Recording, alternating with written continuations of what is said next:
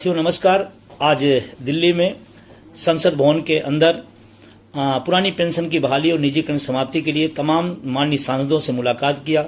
उनके निर्वाचन के बाद उन्हें बधाई दिया और सत्ता पक्ष से निवेदन किया कि पुरानी पेंशन बहाल करें। और विपक्ष के साथियों से मैंने निवेदन किया, सांसदों से, माननीय सांसदों ने निवेदन किया कि वो मजबूती से 1 करोड़ जो एनपीएस कर्मचारी हैं, देश भर के शिक्षक कर्मचारी अधिकारी हैं, उनकी पुरानी पेंशन की बहाली को रास्ता निकालने के लिए मदद करें। और माननीय विपक्ष के नेता माननीय राहुल गांधी जी से स्पेशली मुलाकात करके उनसे सारी बातें पहले से उन्हें अवगत था और मेरी मुलाकात के बाद उन्होंने कहा कि नहीं, ये विषय महत्वपूर्ण रहा और पूरे चुनाव में भी बहुत प्रभावित किया है। और मुझे बड़ी खुशी हो रही है बताते हुए कि जिन भी सांसदों से हमने अपनी बात रखी, हमारे रखने के तुरंत बाद उन लोगों ने कहा नहीं, ये मुद्दा बहुत गंभीर है, महत्वपूर्ण है और चुनावी जो अभी परिणाम आए हैं उसमें बहुत बड़ा रोल रहा। ये माननीय सांसदों, कई सांसदों ने बात कही है, मुझे सुनकर बड़ा अच्छा लगा। मुझे अटेवा, एनएमओपीएस और अपने सहयोगी संगठनों बहुत गर्व है कि पहले से माननीय सांसद इस पर तैयार हैं और आने वाले समय में जब सदन आगे बढ़ेगा तो निश्चित रूप से विषय बहुत गंभीर होगा और बहुत मजबूती के साथ उठाया जाएगा। मैं तमाम उन माननीय सांसदों का धन्यवाद ज्ञापित करना चाहता हूं और उन सबको पुनः बधाई देना चाहता हूं कि इसी 18वीं लोकसभा की चौखट से पूरे देश के शिक्षकों कर्मचारियों के लिए पुरानी पेंशन की सौगात बाहर निकले, ऐसी मैं अपेक्षा करता हूं।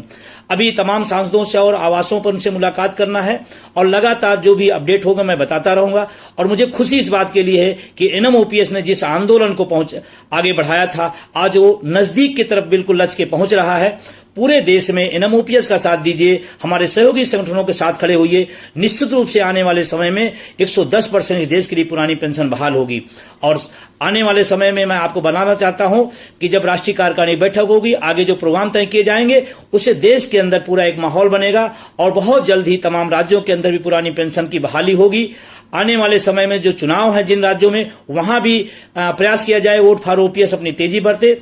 आज तमाम सांसदों के बीच में ये विषय कौतूहल का रहा, ये विषय चर्चा का रहा कि पुरानी पेंशन एक बड़ा विषय है, महत्वपूर्ण विषय है और उनका विषय है जो इस देश के विकास में अपना जो भी सरकार की योजनाएं जाती हैं उसको जमीन पर उतारने का काम करते हैं।